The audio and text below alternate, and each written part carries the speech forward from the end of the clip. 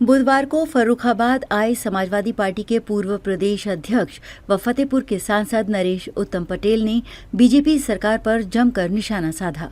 उन्होंने कहा कि पार्टी के राष्ट्रीय अध्यक्ष अखिलेश यादव ने 2022 के चुनाव में कहा था कि भारतीय जनता पार्टी बेईमानी से चुनाव जीतती है और चुनाव आयोग बेईमानी करता है।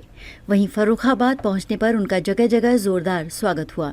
समाजवादी पार्टी के जिला उपाध्यक्ष सौरभ कटियार ने अपने सैकड़ों समर्थकों के साथ जहानगंज में बहुरिकपुर मोड़ पर नरेश उत्तम पटेल को रिसीव करते हुए फूल माला पहनाकर जोरदार स्वागत किया। इसके बाद उनका काफिला सिरौली के रहने वाले युवजन सभा के राष्ट्रीय सचिव जितेंद्र यादव के गेस्ट हाउस में पहुंचे, जहां उनका जितेंद्र यादव ने अपने समर्थकों के साथ माला व शॉल उड़ाकर स्वागत किया। इसके बाद उनका काफिला फैजाबाद स्थित पटेल जी की प्रतिमा पर पहुंचा, जहां पर उन्होंने माल्यार्पण किया।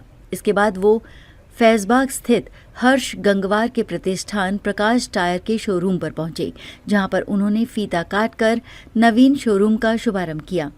वहीं इस दौरान उन्होंने कहा कि फतेहपुर से सांसद बनने के बाद वो पहली बार फर्रुखाबाद आए हैं। उनको जिले के नेताओं ने बताया कि नवल किशोर शाक्य भी सांसदी का चुनाव जीत गए थे, मगर फर्रुखाबाद जिले प्रशासन ने उन्हें जबरदस्ती चुनाव हराया।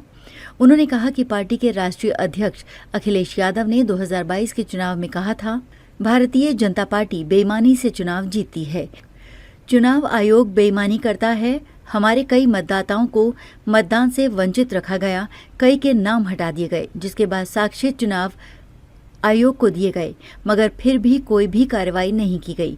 उन्होंने कहा कि भारतीय जनता पार्टी का चरित्र दोहरा चरित्र है, वो कहते कुछ हैं और करते कुछ हैं। इस दौरान जिला अध्यक्ष चंद्रपाल सिंह यादव, नवल किशोर शाक्य, विजय यादव, जिला उपाध्याय शशांक सक्सेना, नदीम अहमद फारूकी, नगर अध्यक्ष राघव दत्त मिश्रा, मोनू कटियार, अंकुर कटियार, नितिन यादव, अतुल कटियार आदि मौजूद रहे। क्योंकि फर्रुखाबाद समाजवादियों की धरती है, डॉक्टर नाम मनोहर लोहिया श्रद्धेय मुलायम सिंह यादव की धरती है, इसे हम नमन करते हैं। और आज हमने यहाँ पर समाजवादी पार्टी के सभी नेताओं कार्यकर्ताओं से मुलाकात की है और एक हमारी पार्टी के कार्यकर्ता हर्ष कटियार के यहाँ प्रतिष्ठान था, व्यापारिक प्रतिष्ठान, उसमें आमंत्रित किया गया। तो उस पे आए, इसी बहाने हम अपने पार्टी के नेताओं कार्यकर्ताओं से भेंट किया।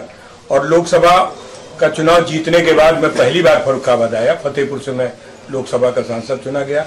इन तमाम नेताओं कार्यकर्ताओं की दुआएं और सहयोग मेरे साथ रहा जब मैं फतेहपुर से लोकसभा का सांसद चुना गया।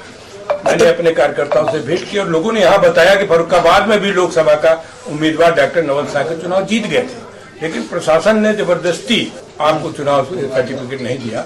इस बात को पूरे प्रदेश के लोग, देश के लोग जानते हैं कि चुनाव में जो पारदर्शिता होनी चाहिए वो भारतीय जनता पार्टी के जमाने में पारदर्शिता नहीं है।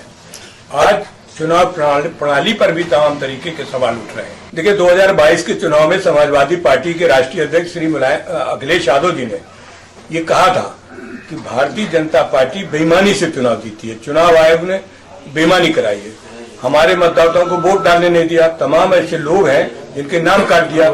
जब चुनाव आयोग ने इस बात का नोटिस दिया समाजवादी पार्टी को, समाजवादी पार्टी ने साक्ष्य के रूप में कई हजार मतदाताओं के नाम दिए, लेकिन चुनाव आयोग उसमें चुप हो गया।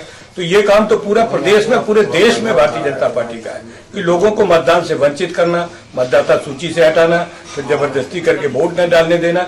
इससे चुनाव प्रणाली में बहुत नुकसान हो रहा है। देखिए, भारतीय जनता पार्टी का जो चरित्र है वो दोहरा है। भारतीय जनता पार्टी के नेता कहते कुछ है, करते कुछ है। हम लोकसभा में भी देखते हैं कि इन्होंने जो चुनाव में कहा उसका ये लोकसभा में पालन नहीं करते। हम सारे लोग, हमारे नेता, हमारे सांसद या विपक्ष के लोग इस बात को लगातार कहते रहते हैं।